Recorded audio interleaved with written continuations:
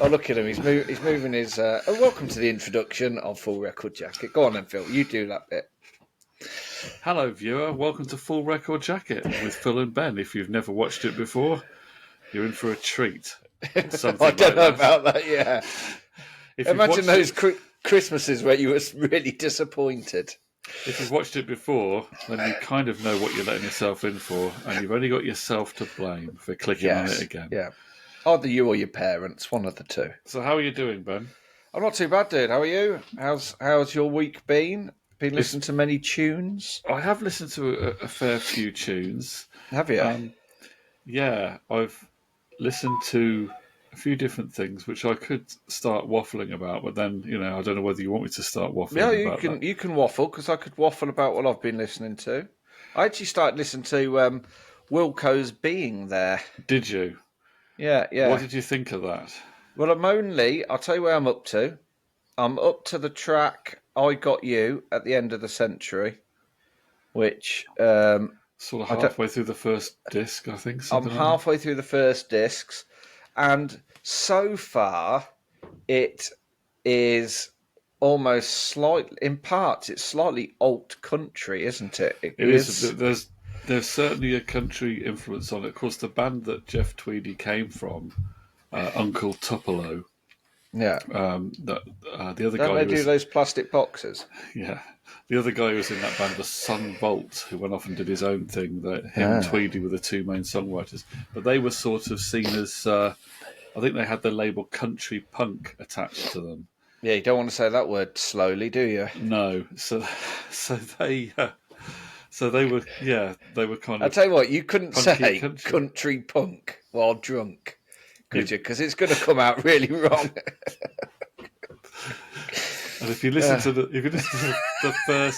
first album they did as Wilco, the album AM, that was quite fairly sort of rocking with a country vibe to it. So I'm quite liking what I've heard so far. Misunderstood to me because it starts off with this really instrumental sort of. It has got a very downbeat start to the album, which could put you off if I bought that album partly on the strength of a review.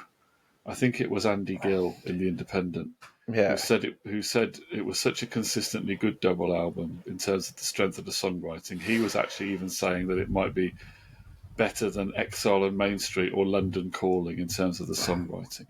So I thought, well, that's maybe he's pushing it a bit there, but it does sound like it's a good double album.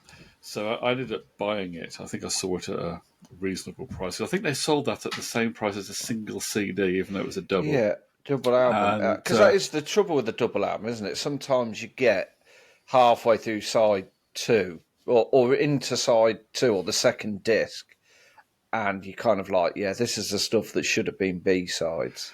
It's got... Yeah. That's certainly true. This album is certainly very consistent. I think you'll have to agree when you get into it that the songwriting doesn't drop off. So if you have liked the first quarter, I've liked it. Yeah. Then I'll tell you who his voice reminds me a little bit of, because not only was it slightly alt country, but in little bits it reminded me a little bit of Mercury Rev. Or that was me just opening a bottle. Yeah, it's that 90s. I tell you what, that's the other thing I thought as well. It does sound very much a 90s album. Yeah, it does have a kind of a 90s... Why is that? I don't know. When I was listening to it, I've only listened to the first few songs. I don't know whether it's because it's his vocal thing. It just felt very 90s.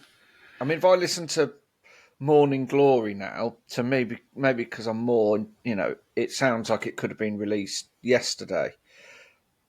And to be fair, this album doesn't sound dated. It just sounded, it sounded slightly 90s, if that's the thing. Yeah, it's interesting. Maybe it's something to do with the production treatments on the instruments or something like that. It does have, I see what you mean, perhaps in terms of the production sound.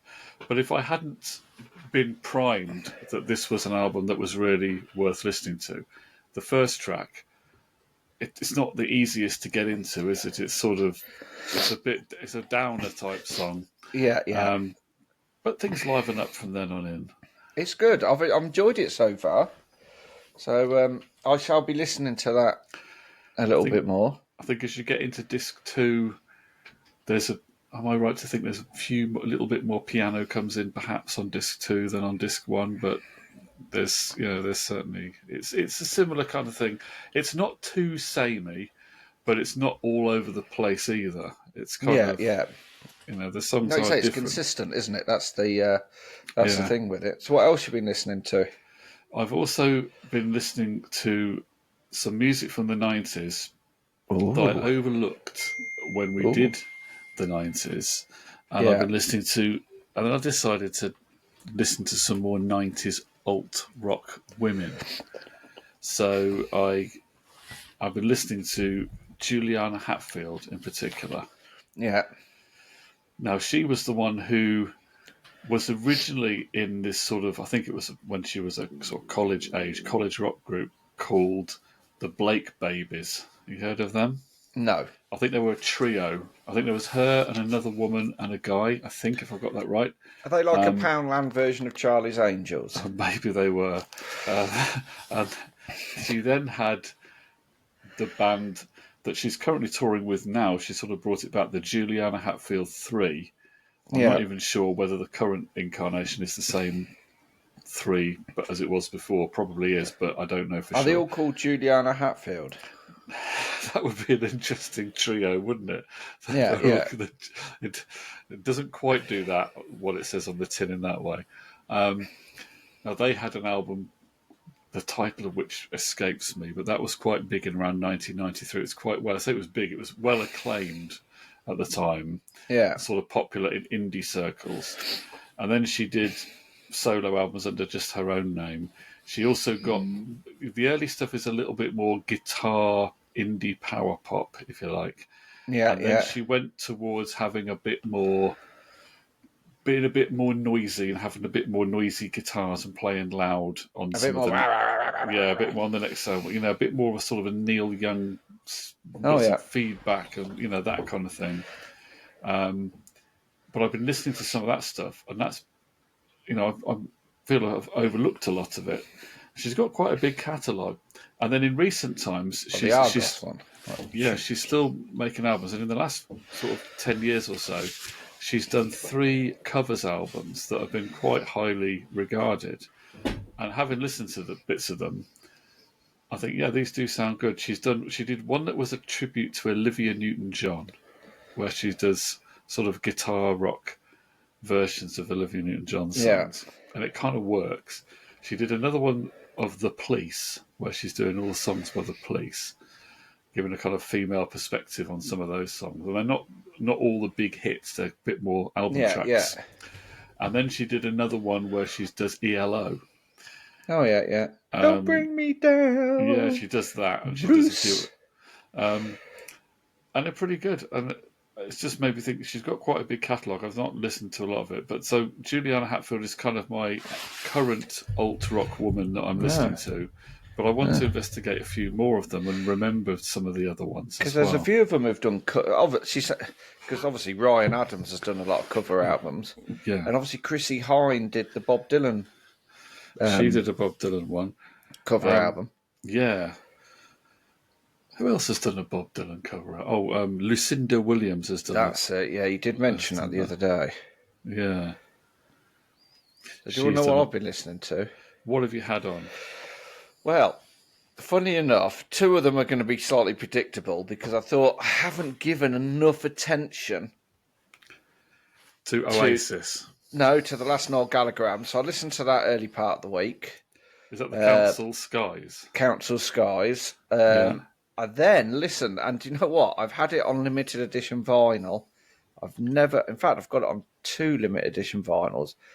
And I've never cracked them open to listen to. So I actually listened in full in one sitting for the first time the Liam Gallagher and John Squire album. And what did you think of the whole thing as a whole thing? I thought it was quite good. It could quite easily have been a Seahorse's second album. But yeah, I think, it's very much that sort what you'd expect from John Squire and Liam Gallagher. You know, John Squire's quite clever at times with his lyrics, you know, and some of his lyrics are quite playful to the point where you think, is that really John Squire? Because he comes across at times as being a little bit dour, doesn't he? So the bits I heard of it, and I haven't really studied the album properly. From Mars to Liverpool. I didn't think it sounded bad at all from what I'd heard, but it seemed to be quite divisive. A lot of people seem to have really slagged it off. Yeah. And other people seem to have loved it. I see, who's the guy who does the Oasis channel? He's a musician, James Hargreaves. He does James Hargreaves, yeah. Now I met at Glastonbury. Yeah. Now he's not Glastonbury. Where did I meet him? Nebworth. Hello, James. Now he's praised it, and he's almost come up with the idea. I think when he reviewed it and looked into it, that it's a kind of quite a concept behind it, more so than people might think. He's got this theory that it's quite a conceptual record. Am I right to think that, from what I remember? Yeah, there is that slight element to it. Like I said, it's very Seahorses. You know, those sort of abstract lyrics. Remember Strap On Sally, Chase Us Down the Alley? You know, it's very, very much full of those sort of lyrics and stuff in it. Even has a little bit of swearing, Phil. I think the lyrics have been criticised by some. Maybe they're a bit sort of Marmite. Maybe some people like that sort of rhyming and some people don't. Yeah. They're very much sort of very 90s lyrics. You know, whenever, the sink is full of fishes, she's got dirty dishes on the brain. Yeah. That sort of thing. So, but I gave them a listen. I've obviously given Wilco a listen too. I've been listening to this, which I forwarded to your good self. Reynold Column, A Million Dreams, bit of jazz. Yeah, listen to that. I listened to the 13-minute opening track, and I thought it was very good. I mean, obviously, he must be a Miles Davis fan. That guy, he's got to be, hasn't he? It was kind of It could have been. I mean, it was a jazz record that could have been made decades ago by the sound of it. There wasn't anything, sort of modern electronics or modern funky dance influences on it or anything. It's just like from what I could gather, an acoustic jazz session. I thought it was very good. Very good album. And then the other album I've been listening to a little bit this week. Well, it was on the turntable before this, so it got swapped out after listening to it, and that was Melanie C's Northern Star. So I was giving this a listen to. I don't know if we can show that. Nipples out. But I think that's a really good sort of indie pop album. I think she was definitely the most talented. Is that the word I'm looking for? Most talented Spice Girl. When was that made, that album? 1999, I believe. Okay, so that's quite just before the millennium. So some of it was written with Rick Knowles, who obviously co-wrote with Greg Alexander from the New Radicals. Was that around the time that she did the thing with Bryan Adams? That was a couple of years before, wasn't that? About 97, 98. Okay, yeah. So it was around the time Cher's I Will Believe came out, wasn't it, I think? So was this one a bit less pop? A bit more alternative? It's a bit more punky. Yeah. It's got its pop elements to it. Do you know what? It is one of my favourite female-led albums. Because you know what I'm like, Phil? I've always said I always like to give boy girl band members, a little bit of, to see what they do outside of the realms of their contrived sort of, I've always had a little bit of respect, and even more so now for Take That, because I think Gary Barlow as a songwriter is very good. I don't mind listening to a little bit of Take That. I even punished myself with Gary Barlow's solo album. But talking of punishing yourself by listening to an album, so I'm not saying that I did do that, but I've got a CD that I put on the other day, which I didn't buy. I was given this CD, And the reason I was given this was someone who had got hold of a load of old CDs in order and they were to giving replace. It to you. Well, in order to, this guy had got a load of CDs. This is some months ago to replace the jewel cases on his treasured CDs that had obviously at some point got damaged. So he got hold of a load of cheap or free given away CDs, and there were loads of them that he didn't want. He took the cases, the ones he wanted, and gave away. And then one of the ones I salvaged, which I thought would be worth salvaging. Well, some people would think this is worth salvaging, and other people will be aghast at this. Yeah. Can you guess what it is yet? Oh, they got the reflection of your light. Oh, that's Coldplay, their second album. That's the second one. That's A Rush of Blood to the Head. Blood to the Head, yeah. Now, Good it got album. me thinking. I went to that tour. Oh, did you? I didn't know that. Yeah, I went to that Rush of Blood tour. That's 2003? I think that album came at 2003 time, yeah. At the NIA? What's the one at... wasn't the NEC. Yeah, the one that's near the centre of Birmingham. Yeah, that's is that the NIA? Yeah, that's where I saw Oasis. Oh, is it? I've seen Matchbox 20 there. I saw Liam Gallagher there, Noel Gallagher there. They were just pottering around. And I saw Coldplay there. Now, maybe we should do a whole show about Coldplay, because it's very, very cool now to sneer at Coldplay, isn't it? Yeah. And it's just become the thing that as soon as you mention them, you're online somewhere, you'll get all the music fans sneering at them and saying that it's insipid dross and blah blah blah. Yeah. And I think there's probably an argument that the first two albums, they were a bit more guitar-y, weren't they? And then they went a bit more. Lyrically, they've always been panned a little bit, haven't they? But I don't see the issue with it. I don't think it's that terrible. And, so the thing is, Ben, I do like a bit of an underdog. When someone gets really slagged off, it makes me think, to the point where it becomes cool to slag them off. Then I think, well, I want to kind of react against that and try and see if there's something, that in there. Yeah. And so what I've been doing in the last day or so is I've been listening to a few tracks by Coldplay that I've never heard, and the reason, and I did it by going online to find lists of, what's the good deep cut track by Coldplay, or whatever. So I've been listening to some of these ones, and I've also been discovering that there's because I've never really been into buying their albums. Yeah. I've got a few. I paid them a bit of attention around the time of the first album. And then they just became one of those bands that was on the radio all the time. All the time, yeah. The first album is brilliant. Yeah. So I realised that I know a lot more Coldplay songs than I thought I did. Yeah. Because I think, well, I don't know that one. You look at the title and think, I don't know. You start playing it and think, I do know this one.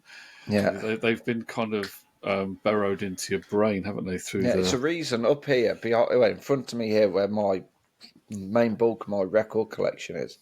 On top, I have a light up globe, the same colour of hue as the one on the front cover of the Coldplay debut album, and I got that because of that. That's parachutes, yeah. Parachutes, yeah. So, I mean, it's one of those things, isn't it? I think what they do very well, but it's a case of whether you actually like it or not. Yeah. And I think as well, sorry to butt in, they've gone very much a little bit like Matchbox 20. I know they're different sort of genres, but obviously Coldplay started off indie and Matchbox 20 were alt rock, and they've kind of gone into this sort of, they've almost become pop rock, haven't they? Almost like sort of, because Matchbox 20 have gone down a very sort of pop route. They're not that sort of angsty band that they were in the first album. They're very pop friendly, and that's what. And not the Coldplay were ever angsty. I mean, I've seen ice creams with more angst than Coldplay, but you know what I mean. Exactly. So I think I see why people think that they're a kind of how can I put it, like a wetter version of U2. If you know what I mean. Yeah. Like U2, but not even with any passion. They sound, but I kind of get why people think that. But it's a different. It's just their own style of thing. They just do their own thing, don't they? And I can see why people would enjoy. There is a kind of a beauty to some of their stuff as well. Yeah, there is. There's If you're almost like open a to it, naive innocence to it. and because Chris Martin always comes across as this just wide-eyed sort of whoa, like he's always in a state of whoa. Yeah. And I do get the whole thing with the image of people thinking, oh, it's all a bit too cheesy. I understand that, but I'm trying to sort of let's just put that aside and let's just try and get and appreciate some of this music. Have you seen that video where they've done with Dick Van Dyke? Well, I haven't seen that one. No, it's only for it was the first single off of, was it the first or second single off of Moon Music? It's actually really quite touching. Okay. So they're at Dick Van Dyke's house. You'll have to watch after this. It's actually quite, I mean, they've done things with. I take it he must be very elderly. Is he still around? He's 99. I was going to say, because he's the guy that K-pop, haven't they? He's the Mary Poppins chimney sweep guy, isn't he? Oh, I'm Mary Poppins. Oh, I Governor. Famous for doing a worse Cockney accent than you. Yeah. Yeah. I saw them when they performed with Michael J. Fox at Glastonbury, and that was all quite touching. They've done K-pop, haven't they? Yeah, I've seen them. I mean, I think I've said this before. Did a track with Rihanna as well. I've said this before, haven't I? I do kind of admire when I've watched Coldplay live shows on TV at these big events, that it is kind of, there's a kind of genius to how they have bring everybody people together, don't they? Yeah, which I suppose is what music is about, is bringing the masses together. There is an element of their music when it's at a big event like that it's all like a, how can we put it, like a big hippie group hug thing. Yeah. I mean, I've said it before. They are quite a singles band. They're not renowned for the other tracks on their album. It's very much. I've found one or two that I can see are pretty good. The album tracks. I think the album's always quite strong. I've never listened really to many of the albums all the way. Apart from the first two, I don't really know the albums very well. Yeah. But there's even some B-sides on this list I was looking at and sampling. So I mean, we're going to get slammed for this, aren't we, Ben, for saying anything slightly positive about Coldplay? Well, trust me, what's coming next will get home harder, trust me. I get that it's just not rock and roll to like them, and I get that it's not cool, and they will probably never be cool. But yeah, they've kind of been part of our lives for 20 odd years now, haven't they? Because their music, 25 years even. 25 years, yeah, since Parachutes. Haven't they said now they're not going to make any more new albums? Yeah, but Eminem said that, and they all keep saying it. I think I don't understand, unless you come to an age or death takes you over, if you're a creative person, to turn around and say, this is when I'm going to definitively, like Elton John, he's having to stop. He's older, his voice is going, etc. But if you're Chris Martin, he's just in his early 50s, and you're creative, you can't just stop that tap. You think so, wouldn't you? Although Elton John has stopped touring, although he's just made an album, hasn't he? He's just done a new record. But the one artist I can think of, major artist who did this, he's one of the best-selling Andrew Ridgeley artists of all time. I think in America, he's one of the 5 biggest-selling artists ever in America. Can you think who that is? This is a guy who stopped writing songs.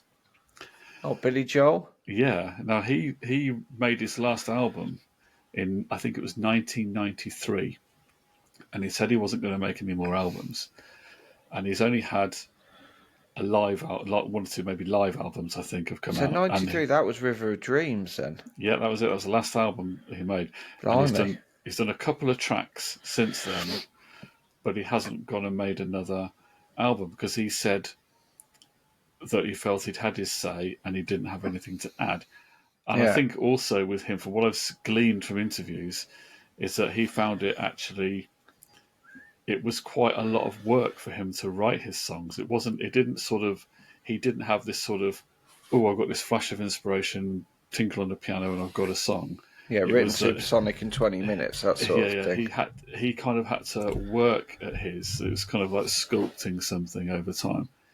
And I think he felt he got to the point where he just didn't have anything. He obviously didn't have the inspiration to do it anymore.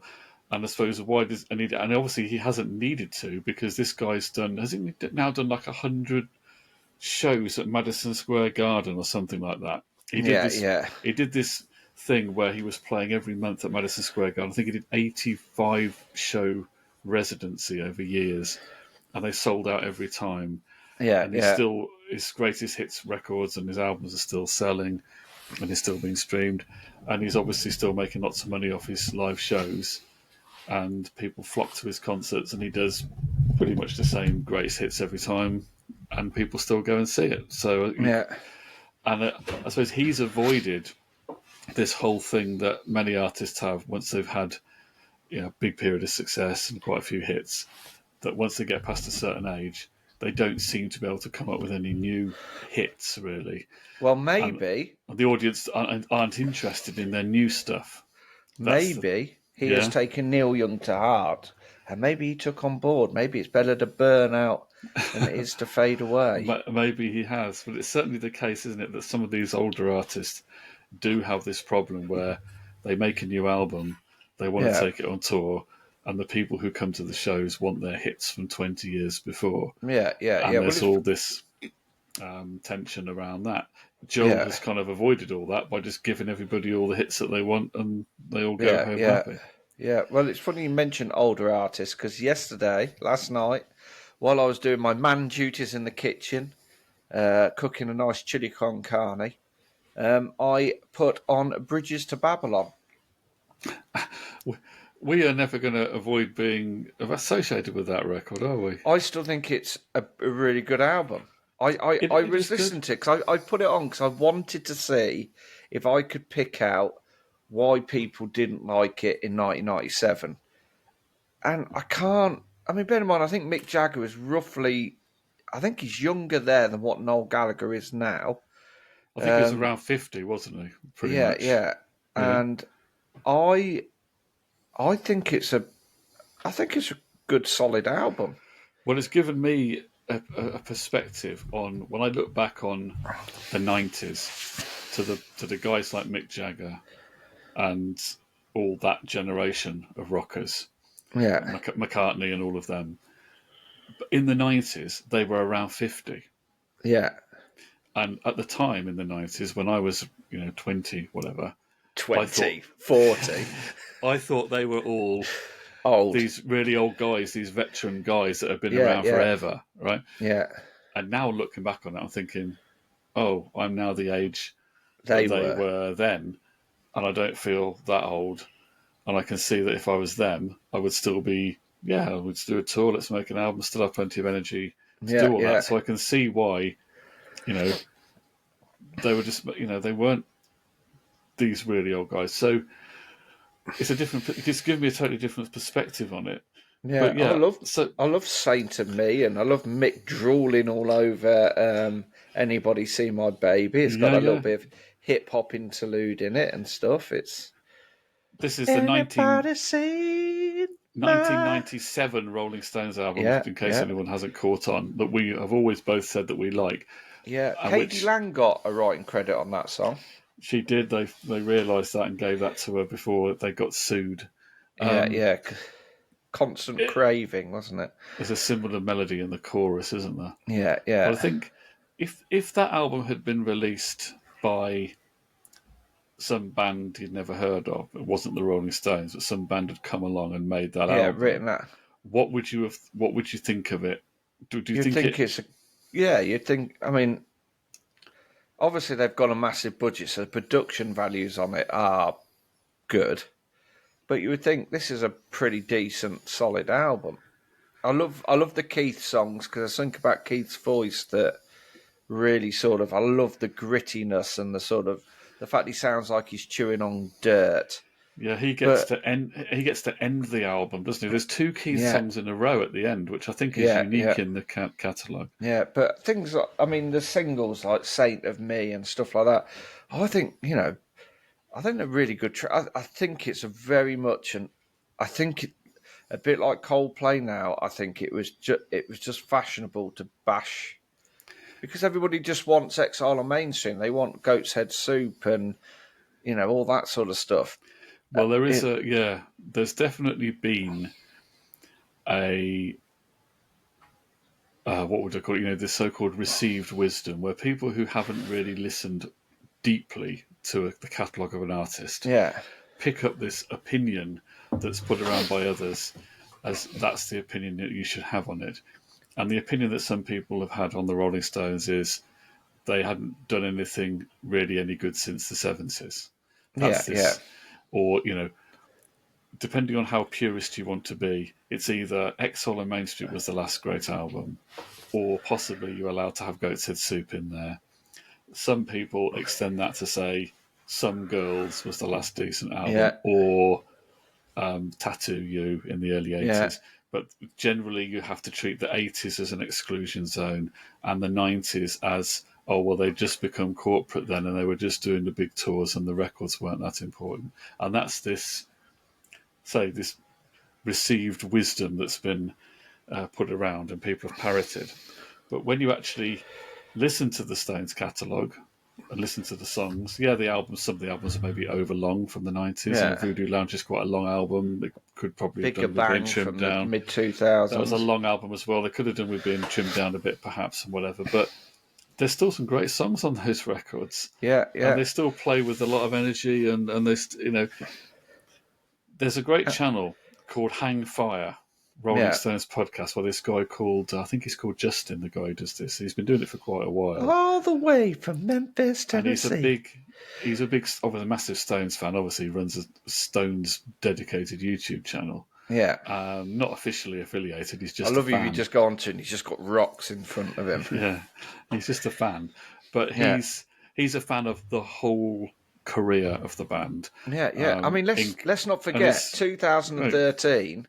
Yeah. I had a dream last night. I was piloting a plane. All the passengers were drunk and insane. I crash landed in a Louisiana swamp. What was it? Shot up a horde of zombies, but I come out on top. I mean, there's great brilliant. songs. And he's done a list. One of his videos, he did a list of like the best Rolling Stones songs since 1989 or 1990, whatever. And so it's worth a watch. Hang Fire Stones podcast. You'll pick up why the latest Stones is good. Well, it was Bridges to Babylon that made me then want to go and buy, and I was probably one of the few people in the country, I don't think it sold massively in this country, I think it went silver, maybe went platinum, was the Mick Jagger solo album from 2001, 2002, Goddess in a Doorway, which he co-wrote with Bono, Rob Thomas from Matchbox 20, Lenny Kravitz. Which is the one with Lenny Kravitz, where he's... oh, crikey. I remember where that it's one. kind of just... It's just quite full on, isn't it? Oh, what's the song called? Yeah, those later Jagger solo albums, I think, are more up my street than the 80s ones where he was trying to be a bit more funky pop star. Yeah. They might be fun, but the one it was 2001 it was released. 2001, yeah. The one he did in the 90s, the early 90s, was good as well. Wandering Spirit. Oh, yeah, I've got that one. God Gave Me Everything, that's the song. God gave me everything I need. What? That one. Now, that's the Lenny Kravitz one, I believe. So, but yeah, I do. Yeah, Bridges to Babylon. I've got to say, because I did say something probably worse than your Coldplay thing, he would be coming up. We're allowed a guilty pleasure, aren't we? And a couple of weeks ago, Coldplay, so go on. I was round at my dad's, and my Christmas present had finally turned up. Can you tell what it is yet? Can you? It's a vinyl record. It is about that big, by that big, yeah. I'll give you. See if I can. There you go. Just one record on its own, not a box of stuff. Just one. No? There you go. Look, I'm going to do that. Is it a bigger bang by the Rolling Stones? No. Oh, no, I couldn't say. I'm sorry. The bit I was just looking at, my image of you on my screen is a little bit blurry. I thought part of your jacket was actually part of the record, but no, sorry. Carry on.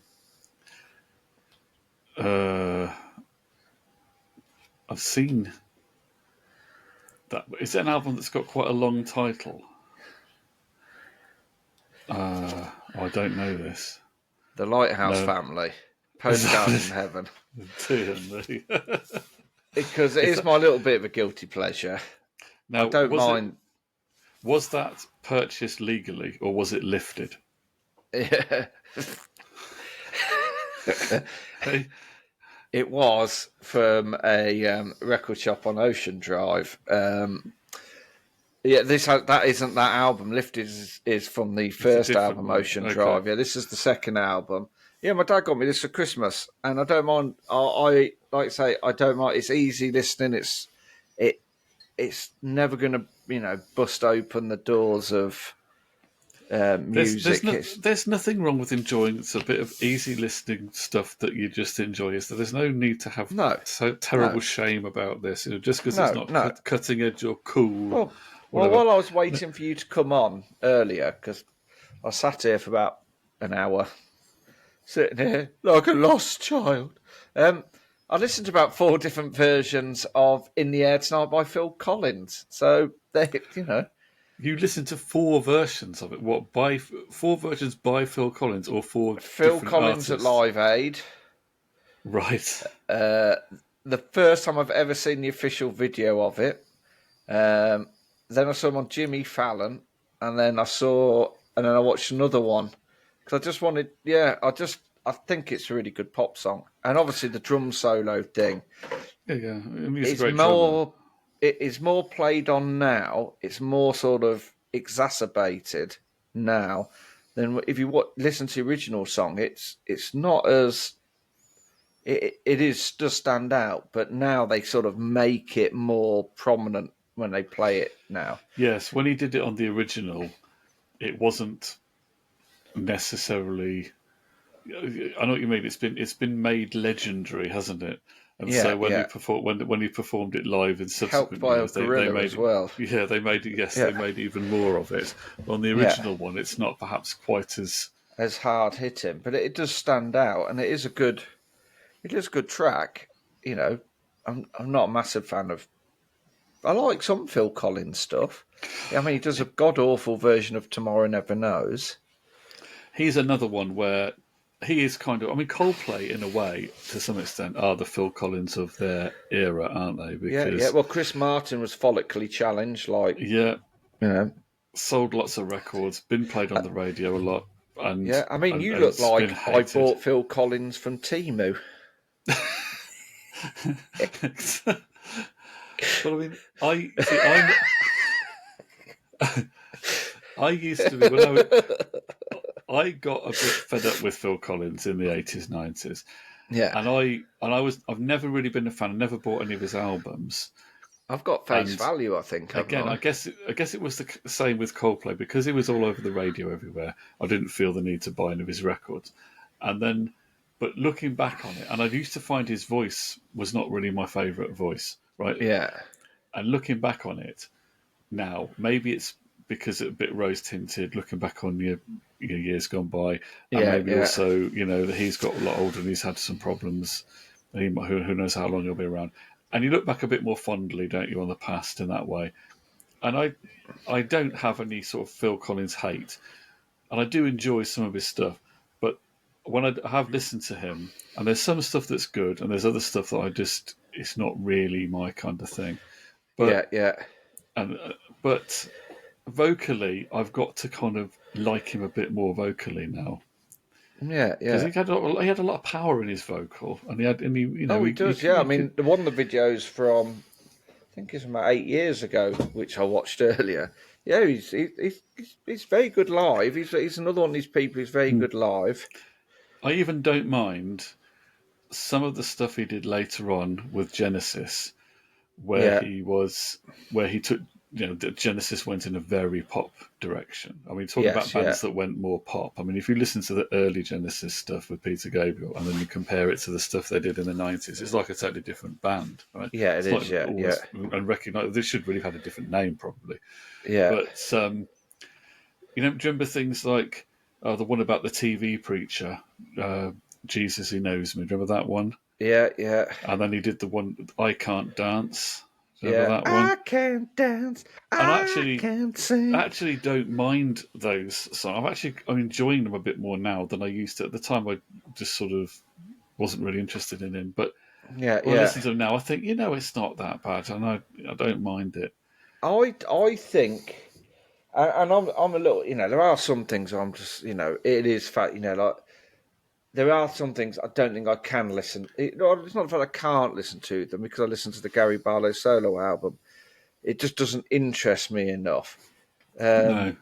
But there is, like I say, I think as you get older, there's certain, as these artists get older, you get interested in their backstories, and then you start thinking, God, how old was he when he did that? And then you start relating a bit more to it because they obviously pinpoint parts of your own history in that as well. So it is quite good to sort of go back and revisit those sort of, He's an interesting character, Collins, because he was the drummer in this progressive rock band in the 70s.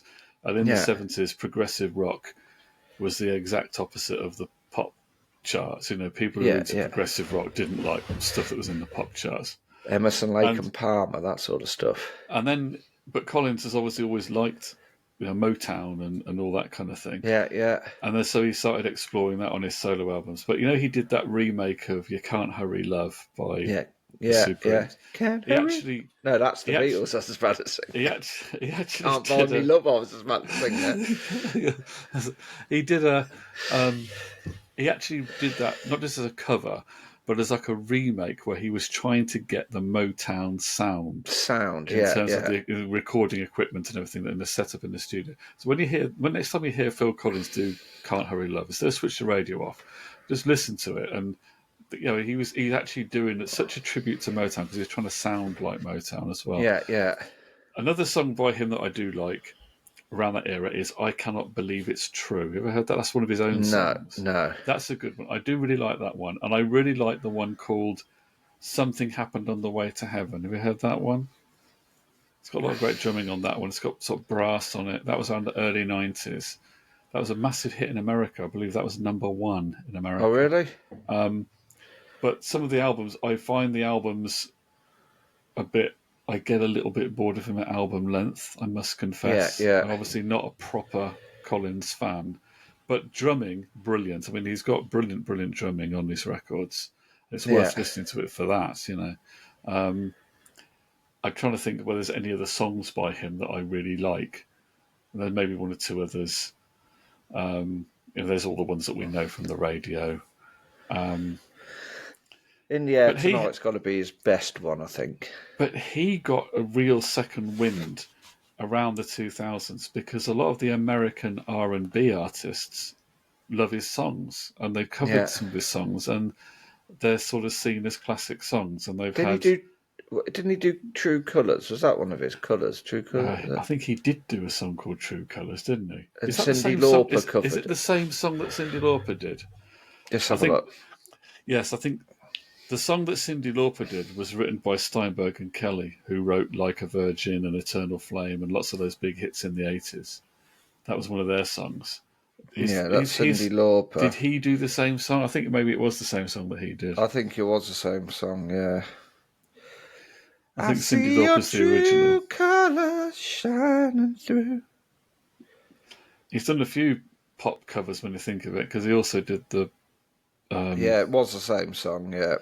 Yeah, Steinberg and Kelly, isn't it? Groovy Kind of Love, he did that as well, didn't he? Yeah, he did that, yeah.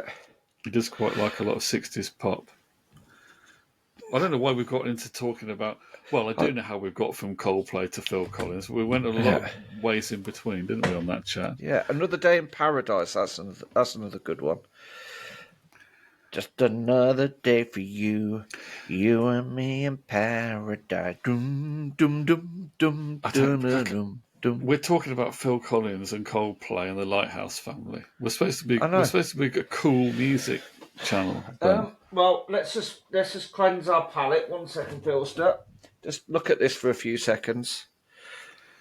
There you go. Do you feel cleansed? Back to 1960s. I do love the band. You know, in some ways, on some levels, they're my favourite band of all time. In some ways, they're my favourite band called the Band. They were the top one of them. Called the Band. So yeah, we've gone down a bit of a wormhole, haven't we? Today we've gone quite deep. Yeah, which is good. As soon as we said we're just going to have a chat because we didn't know what to talk about, and we've ended up talking for 45 minutes and 21 seconds. That's not bad going, is it? You've got to go. We've got to end the show. We have got to end the show. It's been a privilege and an honour once again, Philster. Thank you everybody for listening. Please, if you've got this far, just hit that subscribe. We don't normally beg. Can I just? If you don't, Phil's going to end up in a home. We do need that. Can I just make one little appeal to our viewer before we go? Viewer. I like the way you put viewer. That's very good. In terms of cool music, because they're only watching this on their own. Each person's only watching it on their own, aren't they? So they like to think that they are the viewer.